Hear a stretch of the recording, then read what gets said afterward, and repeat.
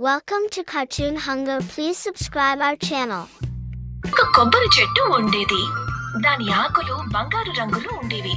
దాని మీద రంగురంగుల పిచ్చుకలుండేవి. అన్నిటికన్నా విశేషం ఏమిటంటే ఈ కొబ్బరి చెట్టు మీద 3 మాయల కొబ్బరి బొండాలు ఉండేవి. ఒక కొబ్బరి బొండం నీళ్లతో ఎవరి ఆరోగ్యమైనా బాగుపడుతుంది. రెండవ దాంతో ఎవరి కోరికలైనా నెరవేర్చుకోవచ్చు. ఇక 3వ బొండంలో విషం ఉండేది. దాన్ని తాగడం వల్ల మనుషులు చనిపోతారు. ఈ కొబ్బరి చెట్టు మీద ఉంటున్న బంగారపు పక్షికే ఈ విషయాలన్నీ తెలుసు. ఇంకెవ్వరికీ తెలీదు. ఒక పిల్లాడు తన మిత్రులతో కలిసి అక్కడ ఆడుకోవడానికి వస్తూ ఉండేవాడు. తనకి ఈ చెట్టు అంటే చాలా ఇష్టం. తను అక్కడే నిలబడి ఆ చెట్టుతో మాట్లాడుతూ ఉండేవాడు. నీళ్లు పోసేవాడు. అలాగే ఆ పక్షి కోసం రోజు ధాన్యాలు కూడా తెచ్చేవాడు. ఆ పక్షికి ఆ పిల్లాడికి మధ్య మంచి స్నేహం ఏర్పడింది. ఇద్దరూ చాలాసేపు కబుర్లు చెప్పుకునేవారు. ఒకసారి ఆ పిల్లాడు అడిగాడు, ఈ చెట్టు ఇంత వేరేగా ఎందుకుంది? అలాగే మీరు కూడా బంగారు రంగులు ఎందుకున్నారు? నేను ఈ చెట్టు మీదే పుట్టాను. అందుకే నా రంగు కూడా ఈ చెట్టులాగే అయిపోయింది. ఒకేలాంటి రంగు కావటం వల్ల వేటగాళ్ళు నన్ను చూడలేరు. ఒకరోజు ఆ పిల్లాడు చాలా బాధగా ఉన్నాడు. అప్పుడు ఆ పక్షి ఆ పిల్లాడిని అడిగింది, ఏమైంది మిత్రమా? ఏం జరిగింది? ఏమైనా సమస్య? మా అమ్మకి ఆరోగ్యం అస్సలు బాలేదు. తనకి విశ్రాంతి తీసుకోవడానికి కూడా సమయం దొరకదు. రోజు బోలెడు దూరం నుండి నీళ్లు తీసుకొస్తుంది. కర్రలు కూడా తెస్తుంది వంట చేయడానికి. నేను చాలా చిన్నవాడిని, అందుకే ఏ సహాయం చేయలేను.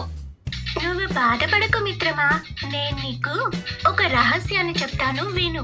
కానీ మాటివ్వు, నువ్వు ఈ విషయాన్ని ఇంకెవ్వరికీ చెప్పకూడదు.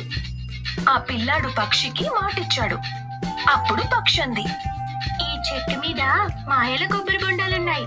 ఒకవేళ నువ్వు ఇక్కడ నుండి విషం లేని ఒక కొబ్బరి బొండాన్ని తీసుకుని వెళ్ళావనుకో, అప్పుడు నీకున్న సమస్యకి సమాధానం దొరుకుతుంది. ఆ పక్షి తనకి కొబ్బరి బొండం పొందే మార్గం చెప్పింది. ఆ పిల్లాడు మరుసటి రోజు పొద్దుటే అక్కడికి వచ్చి ఆ పక్షి తనకి ఎలా చెప్పిందో తను అచ్చం అలాగే చేశాడు. కొబ్బరి చెట్టు మీద నుంచి 2 బొండాలు కిందకి పడ్డాయి. అబ్బాయి అవి తీసుకుని ఇంటికి వెళ్ళాడు. ఆ పిల్లాడు నీళ్లు ఉన్న బొండంలో నుంచి వాళ్ళమ్మకి నీళ్లు పట్టించాడు. ఇక చూస్తూ ఉండగానే తన తల్లికి పూర్తిగా నయమైపోయింది. తల్లికి చాలా ఆశ్చర్యం కలిగింది. తన పిల్లాడు పేదవాళ్లకి సాయం చేశాడు. అలాగే ఎవరి దగ్గర డబ్బులు వసూలు చేయలేదు. తను అలా చూస్తూ ఉండగానే చుట్టుపక్కల మంచి పేరు సంపాదించుకున్నాడు. ఒకరోజు ఒక వైద్యుడు ఈ మాట విని ఆ పిల్లాడి చమత్కారాన్ని చూడ్డానికి ఒక పేదవాడిలాగా వేషం వేసుకుని వచ్చాడు. ఆ పిల్లాడు అతనికి కాస్త కొబ్బరి నీళ్లు ఇచ్చాడు. ఇక ఆ వైద్యుడికి బలం వచ్చేసింది. ఈ నీళ్లలో ఏదో తప్పకుండా మాయ ఉంది.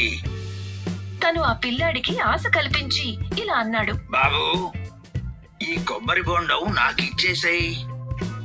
పిల్లాడు నిరాకరించాడు. ఆ వైద్యుడు పన్నాగం పన్ని ఆ పిల్లాడి తల్లిని బంధించాడు. పిల్లాడు ఏడవటం మొదలు పెట్టాడు. మరి అప్పుడే తనకి 2వ కొబ్బరి బొండం గురించి గుర్తొచ్చింది. అప్పుడు తను ఆ మాయల కొబ్బరికాయ చెట్టుని తన తల్లి జాడ అడిగి అలా అన్నాడు, మాయల చెట్టు, నన్ను నా తల్లి దగ్గరికి చేర్చు.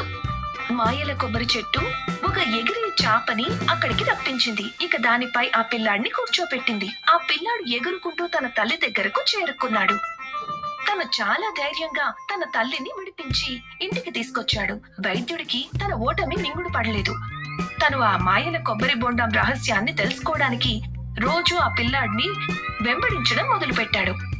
ఒకరోజు తను వెనకాలే వెళ్లి ఆ మాయల కొబ్బరికాయ చెట్టు దగ్గరికి చేరుకున్నాడు. అయితే ఇప్పుడు నేను ఆ చెట్టు మీదకెక్కి అన్ని కొబ్బరి బొండాలు కోసేసుకుంటాను. మరుసటి రోజు తను ఒక పెద్ద నిచ్చెన తీసుకొచ్చాడు. ఆ నిచ్చెనని ఆ చెట్టుకి ఆంచగానే ఆ నిచ్చెనకి నిప్పంటుకుంది. ఆ నిచ్చెన కాలి బూడిదైపోయింది. వైద్యుడు బాగా భయపడిపోయాడు. అప్పుడు తను ఆ చెట్టుతో అన్నాడు, మాయల చెట్టు, నేను ఒక వైద్యుణ్ణి.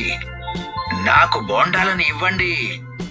వాటితో అందరికీ సహాయం చేస్తాను. కానీ ఆ చెట్టుకి అతని అత్యాశ అర్థమైపోయింది. ఇక అప్పుడు 2 బొండాలు కింద పడ్డాయి. కానీ ఈసారి ఒక బొండంలో విషం ఉంది. వైద్యుడు తన ఊరికి చేరుకున్నాడు. ఇక ఊర్లో మొత్తం అలాగే చుట్టుపక్కల ఊర్లలో పుకార్లు సృష్టించాడు. తను ఎలాంటి రోగాన్నైనా నయం చేయగలడు అని. తన దగ్గరికి బోలెడంత మంది వచ్చారు. అందరూ లైన్లో నిలబడ్డారు. అతను అందరి దగ్గర డబ్బులు తీసుకునేవాడు. వాళ్ళకి కాస్త నీళ్ళిచ్చేవాడు. పేదవాళ్ళు చాలా దిగులు పడిపోయేవారు. ఆ వైద్యుడు కేవలం డబ్బున్న వాళ్ళనే చూసేవాడు.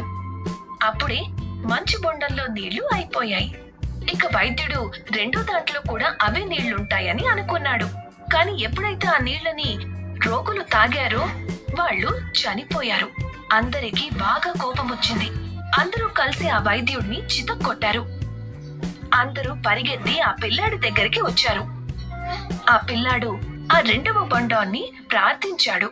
చనిపోయిన వాళ్ళని బతికించమని కోరాడు. అందరూ లేచి నిలబడ్డారు. అందరూ ఆ పిల్లాడిని బాగా పొగడ్డం మొదలుపెట్టారు.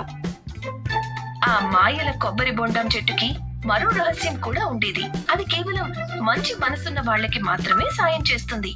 అది కేవలం ఆ పిల్లాడిలో మాత్రమే ఉంది. ఆ పిల్లాడు అన్ని బొండాల్ని తిరిగి ఆ చెట్టుకి ఇచ్చేశాడు. ఇక సంతోషంగా తన చదువుని కొనసాగించాడు. నిజమైన సేవ చేసే ఉద్దేశం మనిషిని గొప్పవాణ్ణి చేస్తుంది.